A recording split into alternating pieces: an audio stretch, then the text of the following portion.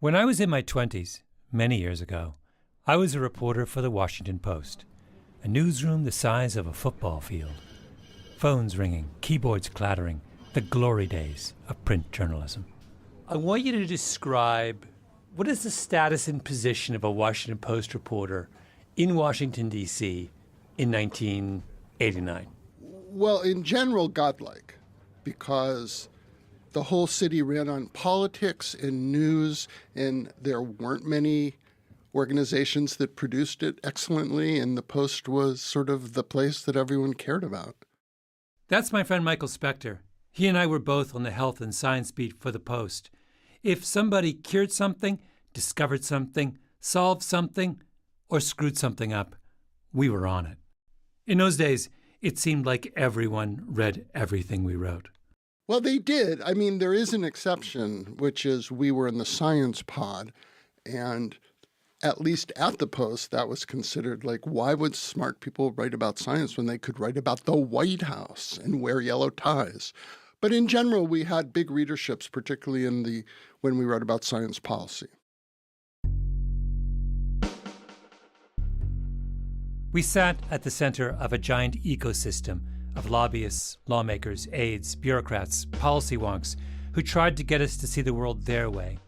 If you called someone and said you were from the Washington Post, they called you back. I used to listen to Michael every day on the phone with a source on Capitol Hill. That individual had access to everything, but he didn't mind ratting people out. It was like heaven. I had a couple people like that. It was heaven. I remember once where you get the plain brown wrappers with stuff inside of it, because nothing, of course, was digital in those years. You would get the mysterious phone call, and you have to decide whether to return it. So there's one member of this ecosystem that I'm most interested in. Ready? Sid Wolfe. Sid Wolfe. I love Sid. I loved him then. I love him now. But, yeah, he is a particular kind of guy. I think I was the most skeptical of Sid. Yeah, because you were like a right-wing lunatic. I was a right-wing lunatic. And it was a right-wing time. Sidney M. Wolfe, M.D., versus me 30 years ago when I was a right-wing lunatic. I was different then, which I offer as at least a small explanation for my behavior in the story I'm about to tell you. My name is Malcolm Gladwell. You're listening to Revisionist History, my podcast about things overlooked and misunderstood. This season is devoted entirely to experiments. And this episode is about what happens when an experiment teaches us an important lesson and we don't listen.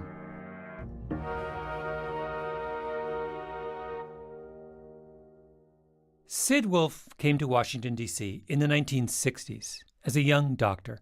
He went to work as a postgraduate fellow at the National Institutes of Health, part of the same class as Tony Fauci.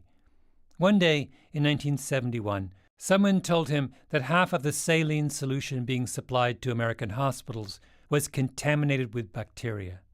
And Sid said, "Oh, when are they going to take it off the market?" And the person said, "They aren't, because if we do, hospitals will run out of IV fluid and we'll have a disaster on our hands." And Sid said, "That can't be right. There have to be other sources of IV fluid." He did his research, found out there were other sources, and went public. Called the press, got his friend, the political crusader Ralph Nader, to hold a press conference, and the bad IV fluid was pulled from the market. Sid had found his calling as a consumer advocate. I am sick and tired of the patronizing attitude of the American Medical Association towards American patients. Sid was unstoppable. He started something called the Public Citizens Health Research Group and became one of the angriest voices in Washington. As many of you know, our organization has now for 25 years been the most outspoken critic of the FDA. More than 50 times we've submitted petitions, sometimes resulting in lawsuits against the agency to try and get them to do what we think the law requires them. In the C-SPAN archives, there's practically a Sid division. Sid against the drug companies, Sid against the doctors, Sid against the FDA. It is clear that of the 17 years since we have been running the Health Research Group and watching the FDA, this is by far the worst period of time ever. Sid didn't like anyone except those who were willing to join him on the lonely ice floe of his 60s radicalism. Okay, that's not fair. It's not that Sid disliked people. It was never personal for him. Sid's battle was with institutions. Sid believed that bureaucracies and companies and legislatures would behave better only when constrained by the right laws, the right regulations, and the right kind of relentless nudging from people like Sid. He was the nudge of Washington, D.C. Sid's very smart and very colorful and a great quote, but there's only one way, and that's Sid's way. You don't have like a deep, meaningful conversation on both sides with Sid, but some people, and he was one, were just excellent at knowing what we needed and what we wanted and how to package it. And that was Sid. I hadn't thought of Sid Wolfe in years, but then I started reading about someone named Paul Madden, one of those forgotten figures from the mid-century. If you lived in California in the 1940s, you would hear Madden from time to time on the radio. Good evening, ladies and gentlemen. There may be harder jobs than breaking up a narcotic ring. I don't know. I've never seen one. Especially difficult is the job of rounding up a band of narcotic peddlers, including the brains of the gang. Madden was a progressive. The progressives believed that government could fix things, that systems and regulations and rules, properly written, could make the world a fairer place. Progressives were activists, full of zeal.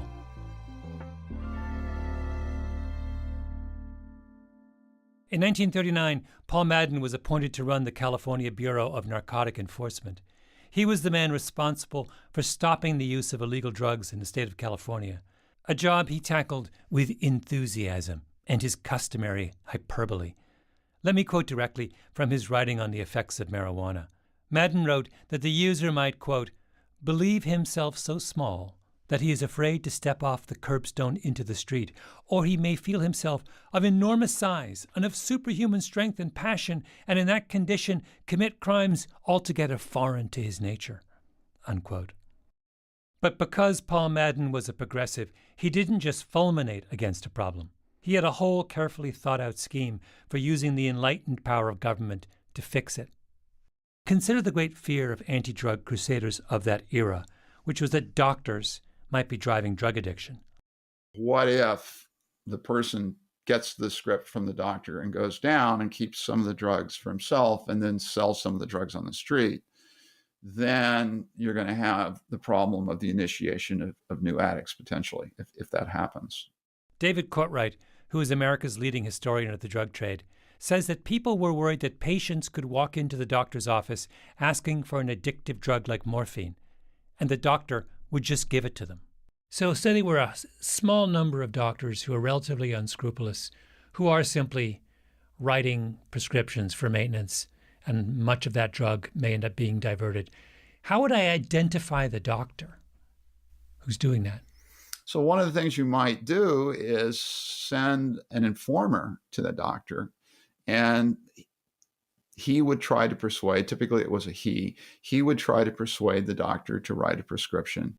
In California, Paul Madden looks at that practice of running sting operations against shady doctors and says, that's a crude and inefficient way of dealing with the problem. Remember, he's a good progressive, a man who believes in systems and procedures. So Madden decides to create a bureaucratic solution. First, Madden makes a list of all the prescription painkillers that he considers dangerously addictive: morphine, opium, codeine, chloral hydrate. And then he convinces the state legislature to create a new regulation for doctors. Chapter 3, Article 1, Section 11166.06 of the California Narcotics Act, the Madden Amendment of 1939. The prescription blanks shall be printed on distinctive paper, serial number of the book being shown on each form, and also each form being serially numbered.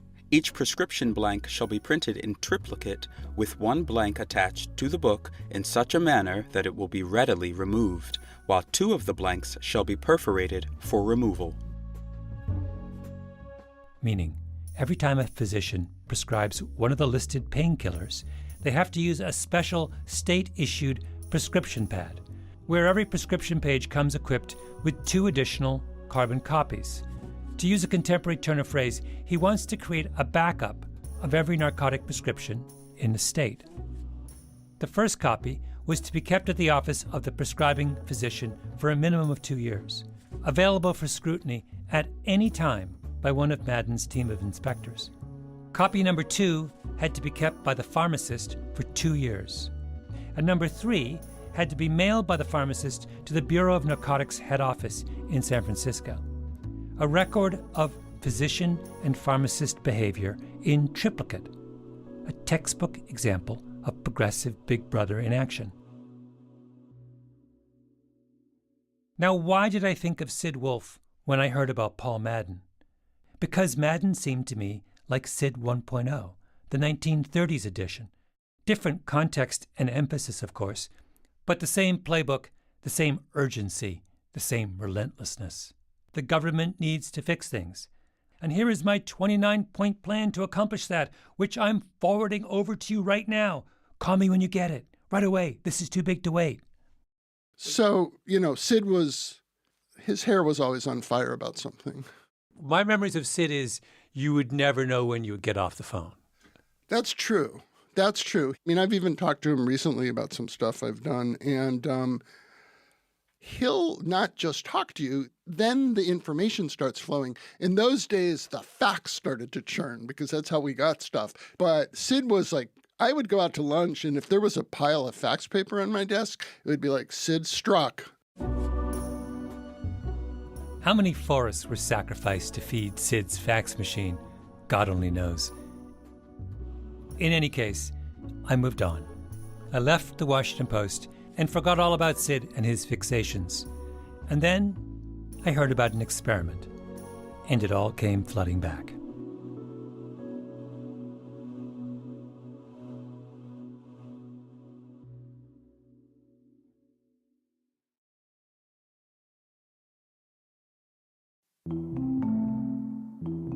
Once you've found the right doctor and have told him or her about your pain, don't be afraid to take what they give you. Often, it will be an opioid medication. Beginning in the late 1990s, a catastrophe unfolded in cities and towns around the United States.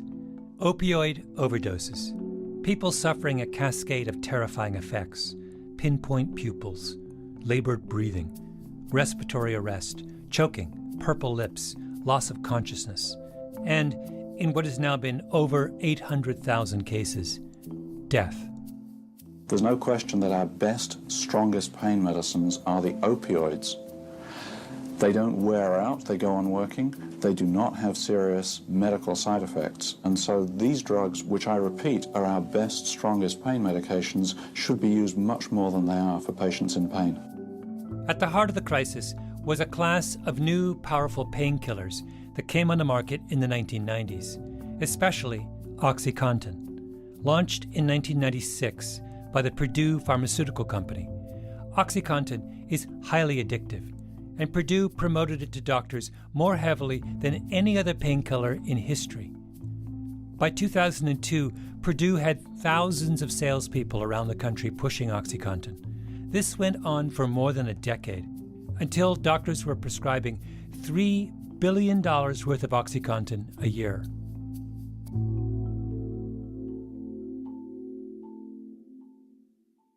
But even after 20 years of the opioid epidemic, there were all kinds of questions. Like, was OxyContin the cause of the overdose epidemic, or just a symptom of something deeper?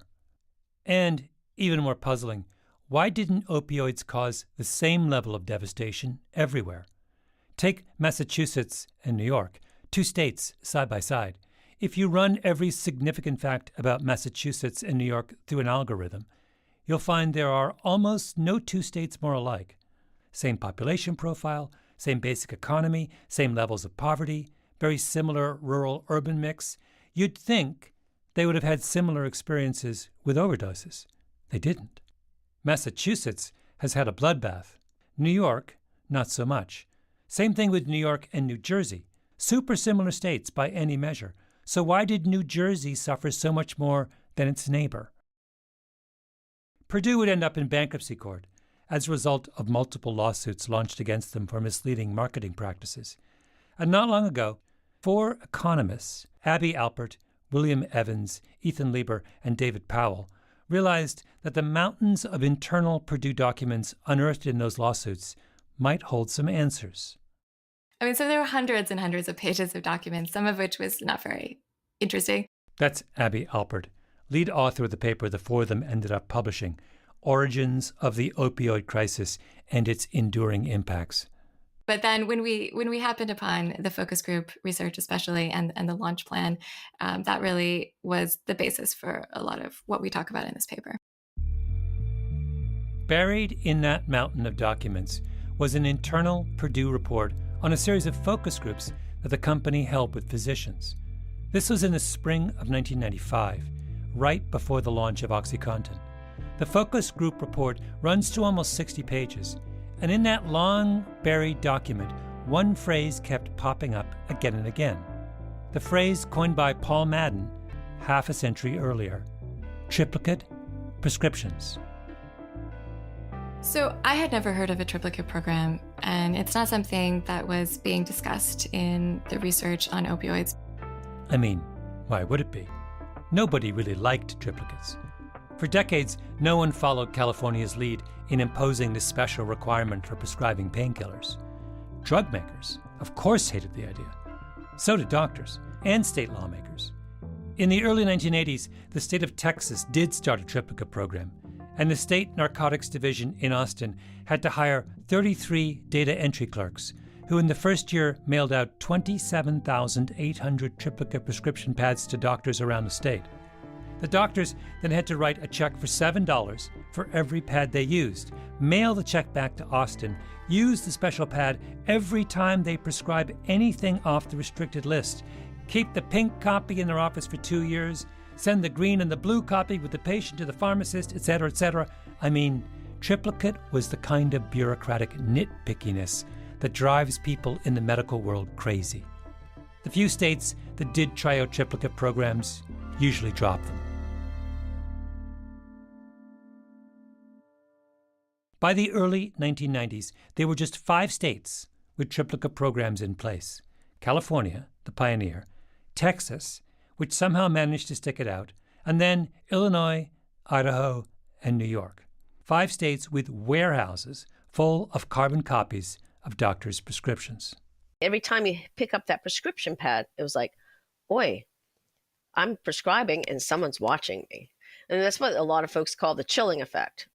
Linda Wastilla, who teaches at the University of Maryland School of Pharmacy, she did her dissertation on triplicate programs.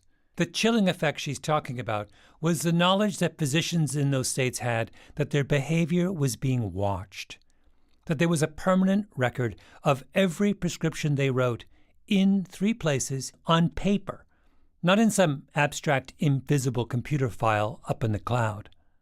Presumably, each physician has got a filing cabinet in his or her office just full of prescription forms, which they're holding on to for years.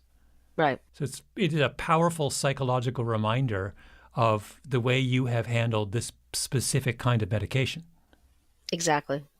And the doctor knows that there's a corresponding filing cabinet somewhere in the state capitol with a team of investigators attached who can look at every prescription and see the name of the patient, the name of the pharmacist, and the name of which doctor has the biggest bulging file.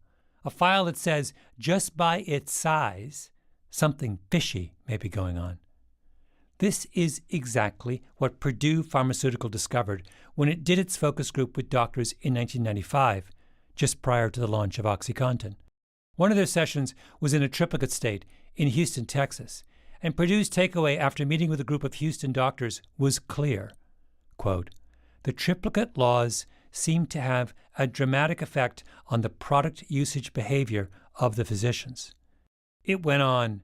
The mere thought of the government questioning their judgment created a high level of anxiety in the focus group room among the doctors. Unquote. Purdue looked at that high level of anxiety and asked, is it even worth marketing OxyContin in triplicate states at all? Years later, Abby Alpert's group of economists finds this long-forgotten focus group report, and they realize they'd stumbled on a beautiful example of a natural experiment. Natural experiments are the economist's dream.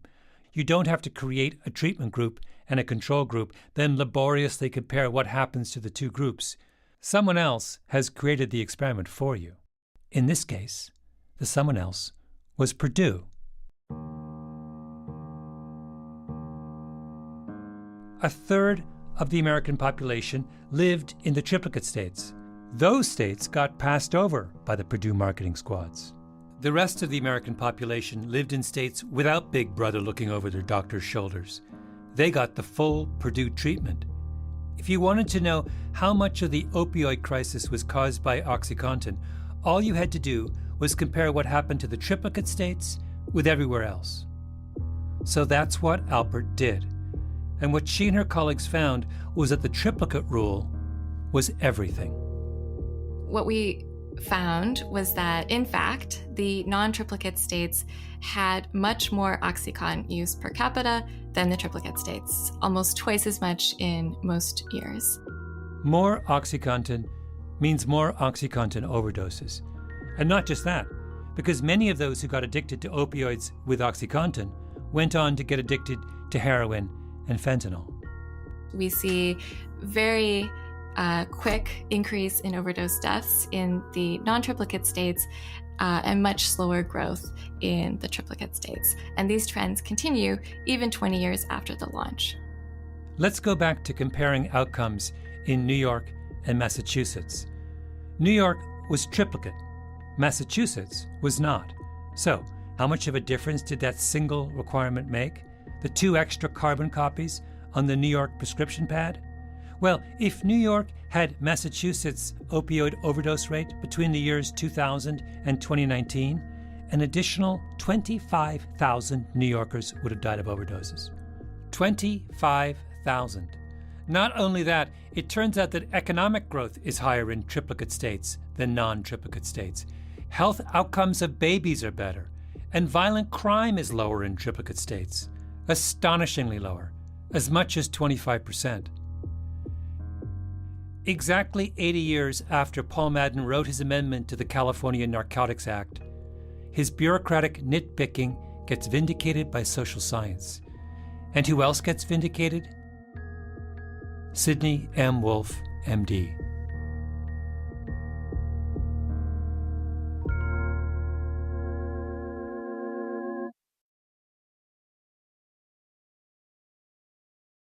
In the early 1990s, someone in the White House wondered what was known about the value of triplicate programs.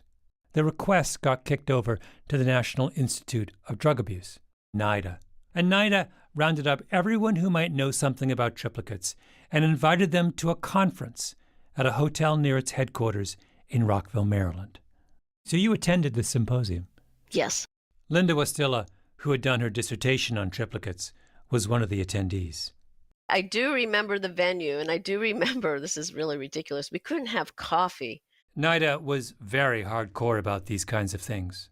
They wouldn't sponsor anything that had an addiction potential, including caffeine. So at any rate, what I remember about that was sort of the excitement of this is the first big thing we've had about trying to control opioid use in the United States.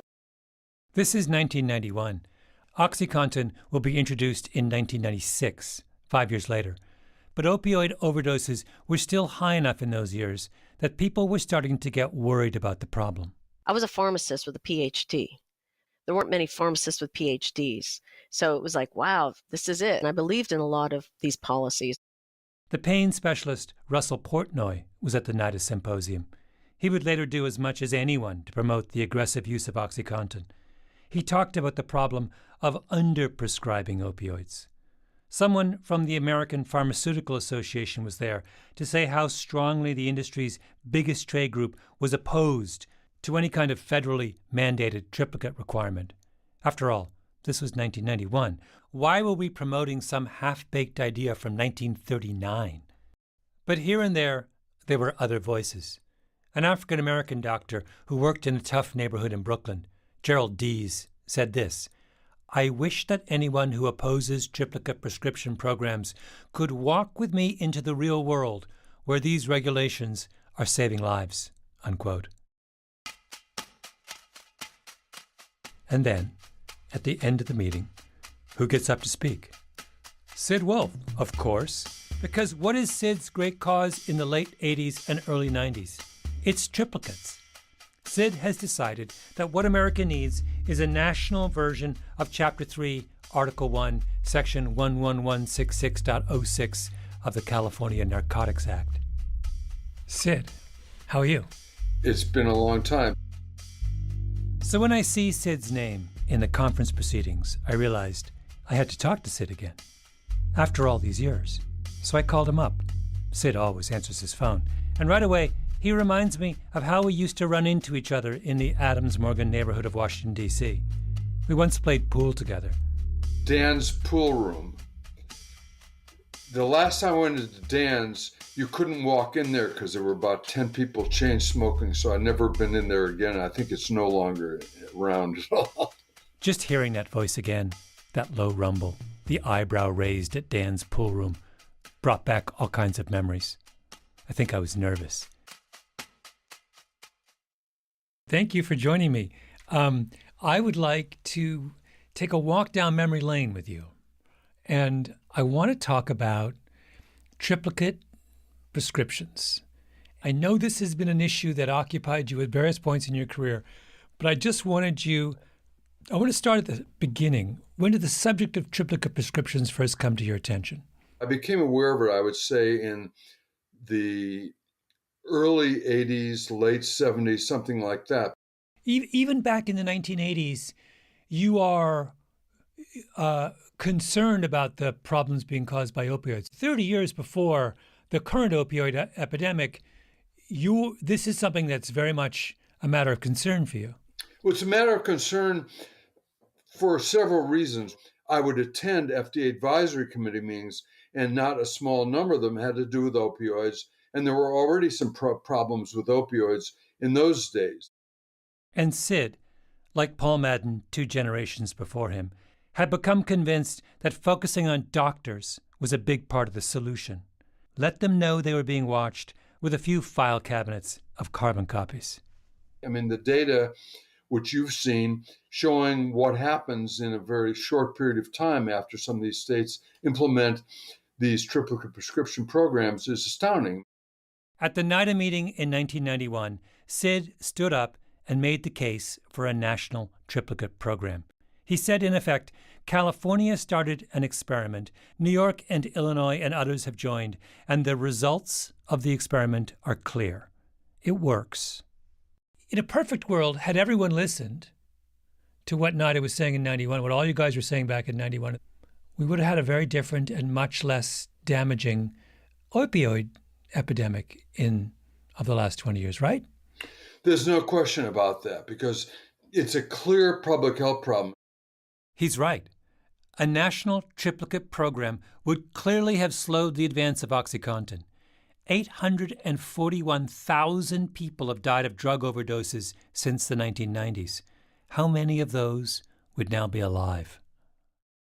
In 1993, Sid published a monograph reiterating the need to get serious about opioid prescriptions. It almost certainly made its way to the Health and Science desk at the Washington Post. Did anyone take you up on it? No. Why not? And I don't know why. I bring this up only because and one of the reasons this issue interested me so much was that in the early 90s, when you were thinking very seriously about the importance of triplicates, the person covering the FDA, the health bureaucracy, and science, all those kinds of medical science, and all for the Washington Post was me. That's how we met. We met, but back then, my sympathies did not lie with the Sid Wolfes of the world. I didn't share Sid's belief that government could fix everything. I thought medicine was full of trustworthy, judicious professionals who did not need Big Brother looking over their shoulder. In my time on the Health and Science desk at the Washington Post, I was in my 20s, a kid. too young for nuances. Sid was just the guy who called me up and wouldn't let you off the phone and sent you so many papers and reports and polemics that you gave up and just threw them in the trash. Sid Wolfe was so alert to the frailty of institutions that he seemed to me like Chicken Little. I'll be candid.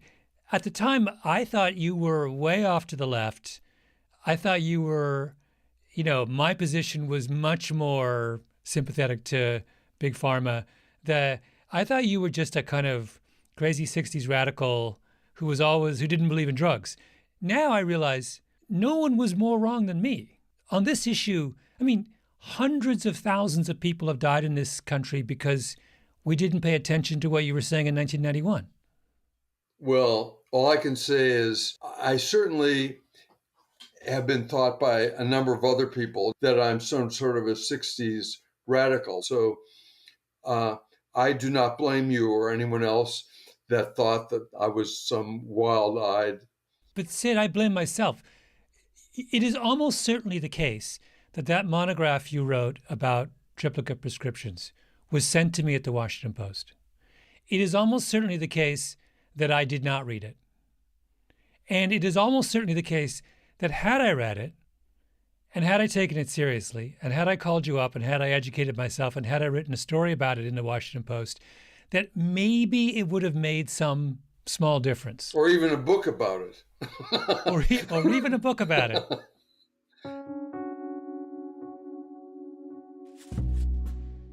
I didn't do any of those things. In the 1930s, the rest of America dismissed what Paul Madden was saying because they thought Paul Madden was overbearing and hysterical. In the 1990s, I dismissed what Sid Wolfe was saying because we thought Sid Wolfe was overbearing and hysterical.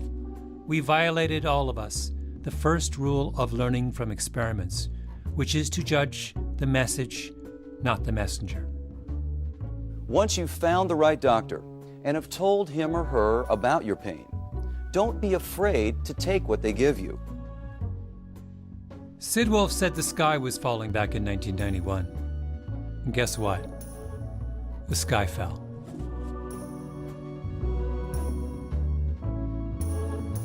Revisionist History is produced by Eloise Linton, Lee Mengistu, and Jacob Smith, with Tali Emlin and Harrison Vijay Choi. Our editor is Julia Barton.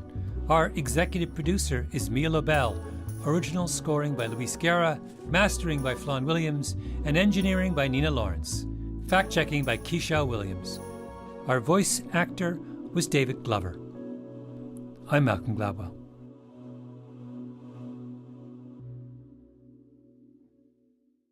Well, thank you so much. This has been so much fun and interesting. I think I can find that, if memory serves, I think I read at least part of your monograph from the early 90s. I can send you the whole online. thing. I downloaded it. It's in one PDF, which I'll send you. Oh, good. Do I have your email address?